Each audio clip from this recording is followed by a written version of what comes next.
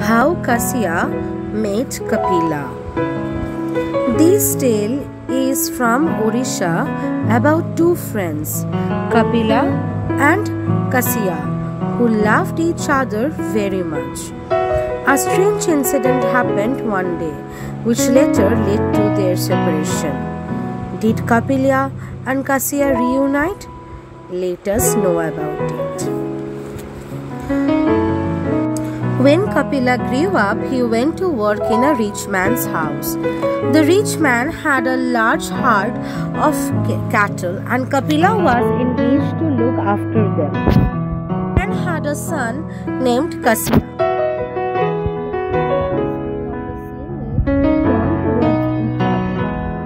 They spent much time together. A deep friendship grew between them. Kasia often went along with Kapila to look after the cattle. One morning, the two friends went to the field with the cattle. It was hot and the wild wind was blowing. When midday approached, Kapila could stand the heat no longer. Calling his friend, he said, "Kasia, I feel drowsy. I will lie down here and have a nap. Don't go away, but keep an eye on the cattle until I wake up. We will go back home together later." Kapila was soon fast asleep, and the hot sun was upon his face, but he was too tired and remained asleep. Like he slept, a cobra came from the jungle nearby, spreading its hood over Kapila's head, sheltered him from the sun's rays. When Kasia came to wake up his friend, he saw the dreadful sight. He could do nothing but stand and tremble. The snake, getting the scent of Kasia, quietly went away.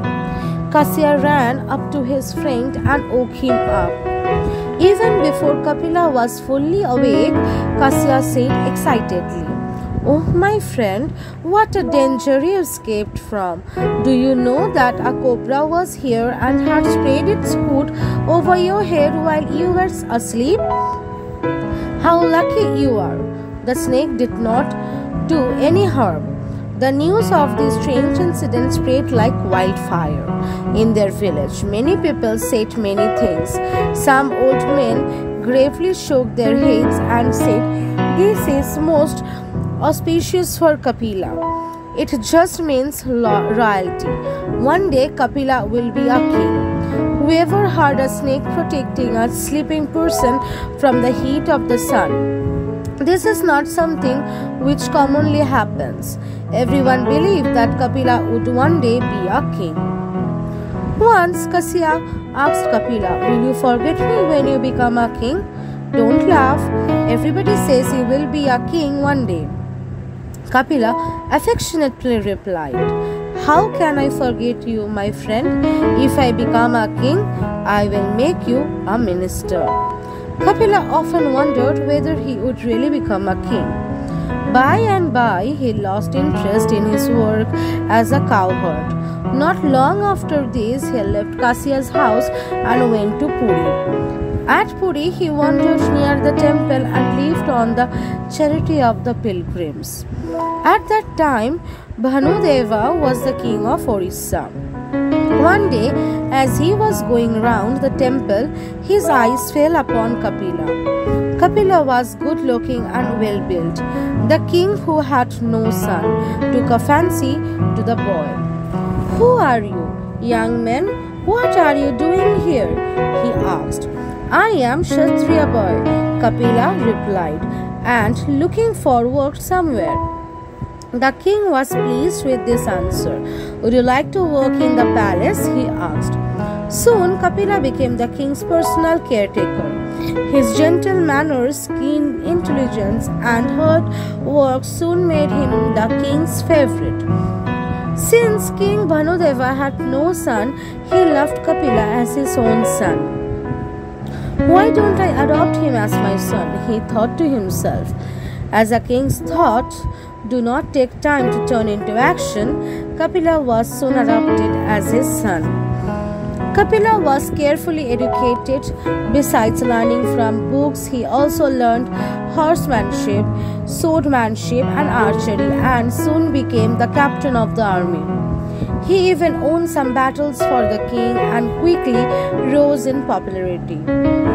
In his last days, King Bhanudeva called his ministers and said, "All of you know I have adopted Kapila as my son. It is my desire that after my death he should be the king." Thus Kapila, the cowherd boy over whose head the snake had once spread its hood, became a king at last and came to be shown as Kapilandra Deva. Kasia, the old friend of Kapila, heard this news, but Kasia was still a cowherd. He remembered Kapila's promise. Many were doubtful as to whether Kapila would keep his word. It has been a long time since he had left Kasia's house. Many thought that he might not even remember him. But Kasia's faith in his friend made him decide to go to Puri and meet Kapila. He said to himself, "I will go to him and see if he keeps his word." Having come to Puri, Kasia found that it was not easy to enter the king's palace. The gatekeepers would not let him in. Kasia made many attempts to enter the palace and meet his old friend, but no one would believe the story of his boyhood days and his friendship with the king. Kasia said to himself, "But I must see the king by hook or by crook. If only I can meet him, all shall be well." That evening he sat for a long time musing on a plan. At night, like a thief scaled over the palace wall, he was of course quickly caught and produced before the king the next morning. "What do you have to say for yourself, you wretched thief?" asked the king, who could not recognize Kasia. Kasia stared at Kapila. "Oh, do you not recognize your old friend, the cowherd Kasia?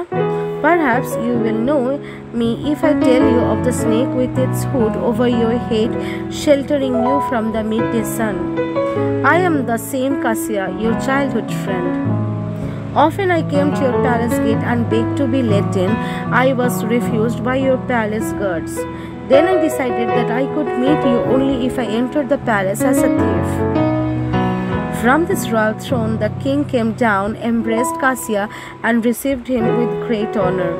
The next day, Kasia was appointed as one of the king's ministers and his chief advisor. And this was now Kapila kept his promise to his old friend Kasia. By Shanti, Mohanty.